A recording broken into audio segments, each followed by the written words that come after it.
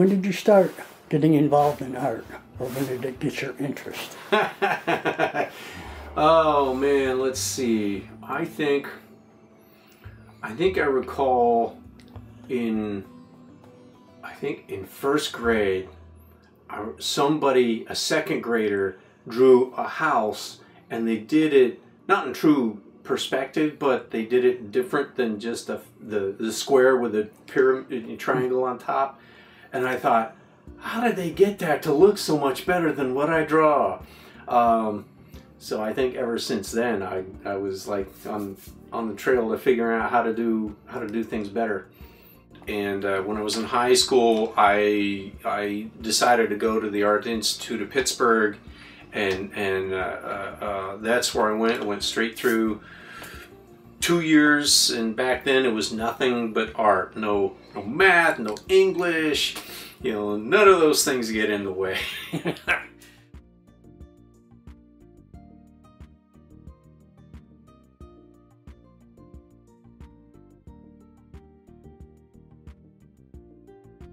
What brought me to town was my very first professional job, and that was in the ad department at Carlisle's.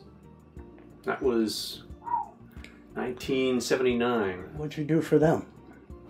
Well, initially I was what they call paste up. Now us old geezers know what that is. It's applying wax, and you know, I ran the stat machine and pasted up all the ads, made photostats of all the illustrations to turn into halftones, and in turn paste those down into place following the layouts that were done and provided. And then I would shoot the copies of those to go to the various different newspapers at the time. Did you find it very gratifying art-wise? Yeah, of course, back then I was almost the token male in the department. The art director, Bill Voigt, bless his heart, he was the only other guy. So I'm like a young guy surrounded by girls. That was a tough gig.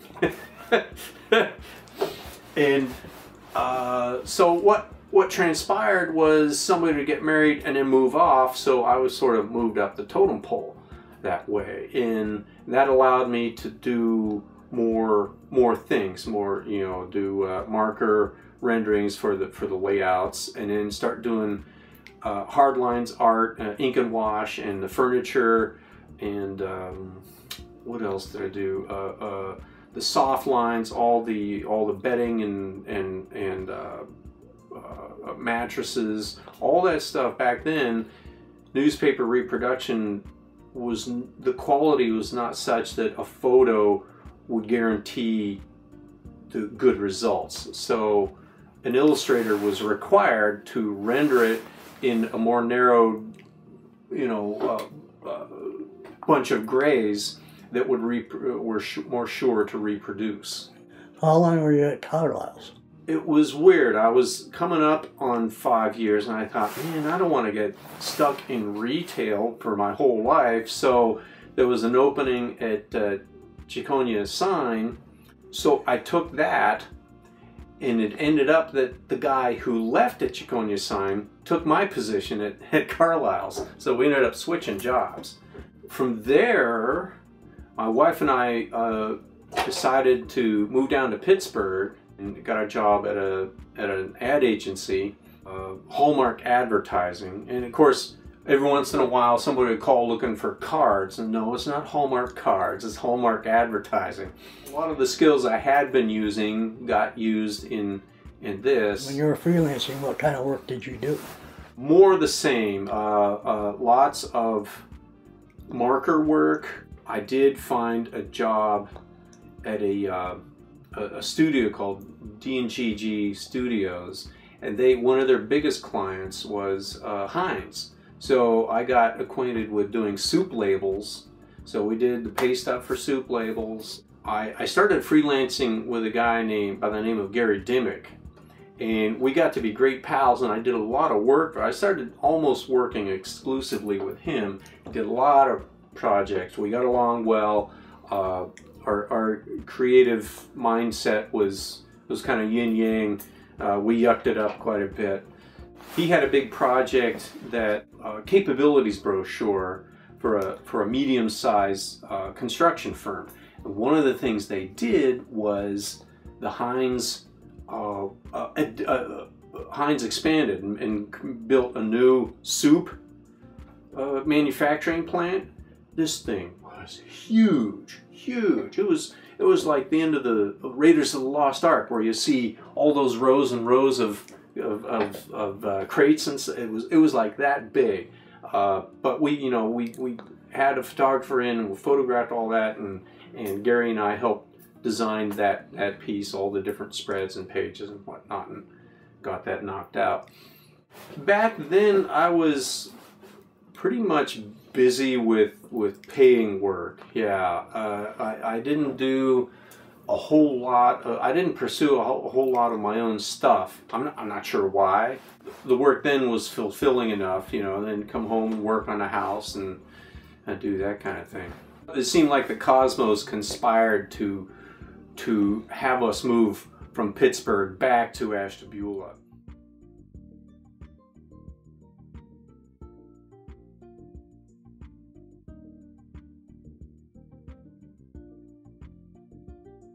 My mother-in-law was getting remarried and leaving her position open at the art center where she worked.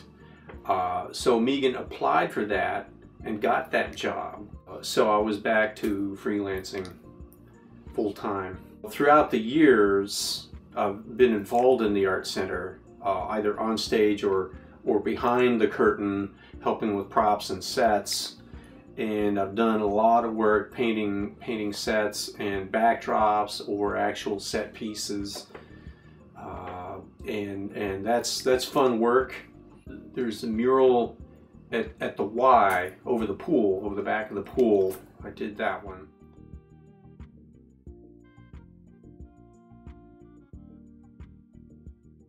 When did you start whirligigs? Years ago, I joined NOIS, Northern Ohio Illustrators Society, and they have a yearly art show.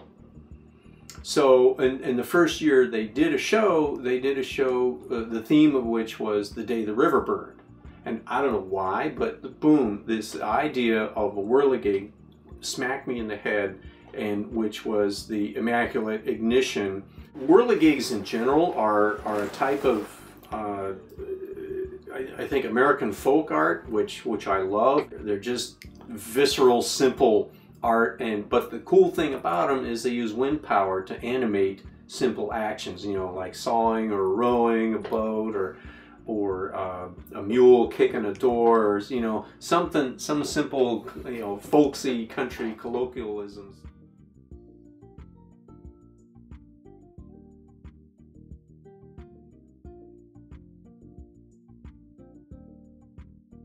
And with my skills is in painting and sculpting and carving, I wanted to do something a little bit more involved. So several years ago, I had all my whirligigs at the art center. Some of them I make with a handle that you can crank to animate, and people just come in and like tinker, and then they giggle. The thing about these things is it turns everybody into a kid.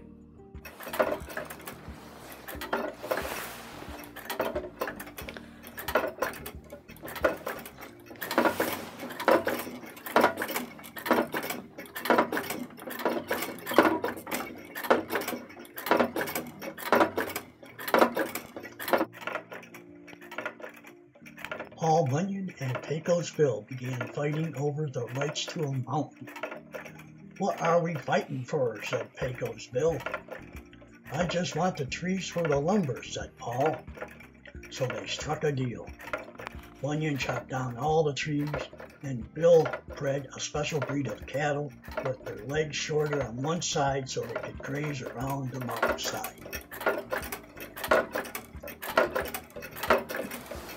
What artists influenced you the most? Well, a few of the classics, Da Vinci, and he was always, you know, an exquisite craftsman, but he was also a curious mind and a scientist, and you know, would paint something beautiful or come up with a war machine, you know, or a flying machine.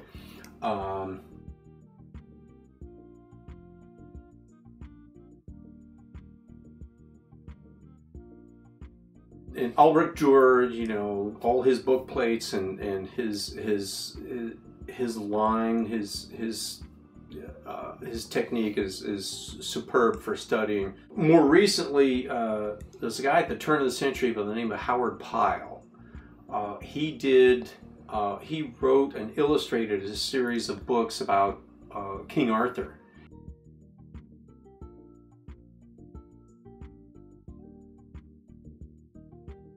He also did a great version of Robin Hood, and his pen and ink drawings are nice. They're maybe a little bit stiff here and there, but he started the Brandywine School of Art down in that near Philadelphia. What brings you the most satisfaction? Being able to solve a creative problem with a really ingenious solution. And no matter if it's with drawing or painting or sculpting or graphic design, you know, just being able to come up with a solution that really transcends anything else that might have been thought of beforehand.